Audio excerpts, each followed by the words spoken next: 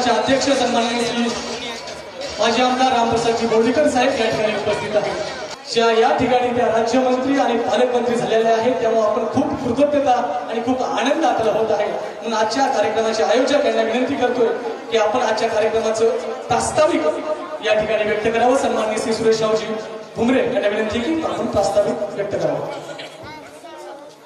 गोकुळनाथ महाराज की आपल्या पिंगळीचा आवाज आहे आणि आपल्या भगिनी आता पालकमंत्री झालेल्या आहेत, त्यांच्यापर्यंत आपला आवाज केला पाहिजे।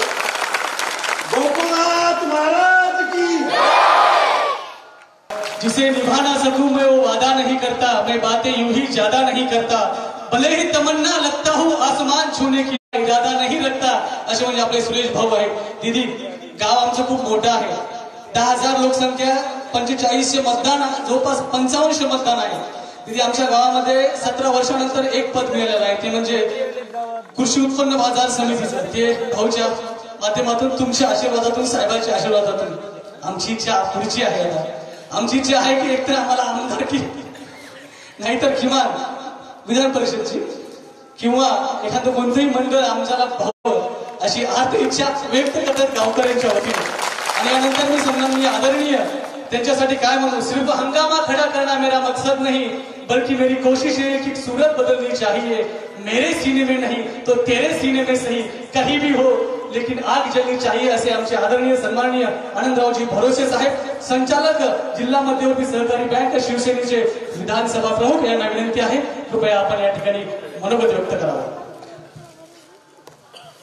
आजच्या या नागरी सत्कार सोहळ्याला उपस्थित असलेले आपल्या आमचे सर्वांचे लाडके नेते बोर्डीकर साहेब, त्यासोबतच नामदार मेघना दीदी बोर्डीकर, आदरणीय सन्माननीय आमदार डॉक्टर रत्नाकर काका गुट्टे साहेब यांना विनंती आहे कृपया आपण या ठिकाणी मनोगत व्यक्त करावं। आणि खरं तर काकाला ऐकण्यासाठी आपण आहोतच, पण गंगाखेडून सुद्धा काही मान्यवर, गुरुड समाजाचे मान्यवर या ठिकाणी आलेले आहेत। आताच ज्ञानराज पाटील आणि डीडी यांचा या ठिकाणी फोन आला होता। मनामध्ये निश्चितच शुभेच्छा आहे आणि ते जर मनामध्ये सगळं करायचं असेल तर एखादा लेटर पॅड सुरेशला पण दिला पाहिजे। एखादं पत्र त्याला स्वतःचा लेटर पॅड असणं गरजेचं आहे आणि निश्चितच आम्ही सुरेशराव, मी माझ्या परीनं, दीदीच्या परीनं आम्ही निश्चित तुम्हाला एखादा लेटर पॅड तुम्हाला स्वतःचा देता यावं असं निश्चित तुमच्याकडे आम्ही करू। या पत्राची मी त्याला शब्द देतो आणि थांबतो। जय हिंद, जय महाराष्ट्र। नंतर खरं तर दीदी मंत्री व्हाव्यात म्हणून अनेक जण जप तप अनुष्ठान करत होते। एवढी आर्त जनतेची कोण आहेत ह्या दीदी पाहण्यासाठी देवदूत सुद्धा येत होते, म्हणजे आपले आदरणीय दीदी। खरं तर दीदी तुम्ही मंत्री व्हाव्यात आणि आपण मंत्री झाला, पालकमंत्री झाला, ही खूपच आनंदाची गोष्ट आहे।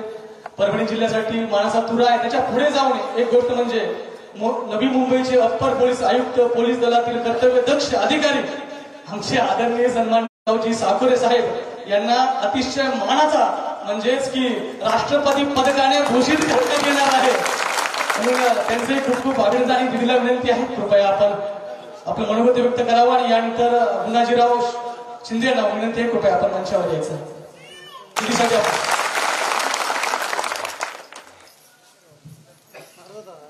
भारत माता की जय, भारत माता की जय। जेवण राहिलेले आहेत सगळ्यांचे, जास्त वेळ आपल्या सगळ्यांचा घेत नाही। आजच्या या सत्कार समारंभाचे अध्यक्ष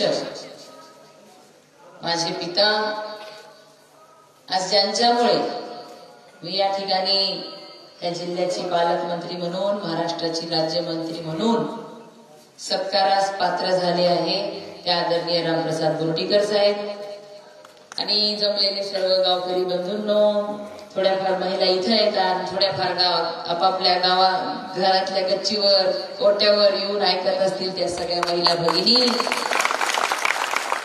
आणि अंगात तुमचं दाजींना शुभेच्छा दिल्याबद्दल दाजींकडून मी तुमचे आभार मानतो। आणि आज मी बघितलं सगळीकडे स्टेटस दाजीच आहे, ते म्हणजे साहेब आहे। तिथं जोरदार टाळ्या वाजवूया आपण साहेबांसाठी। 2 मिनिटांमध्ये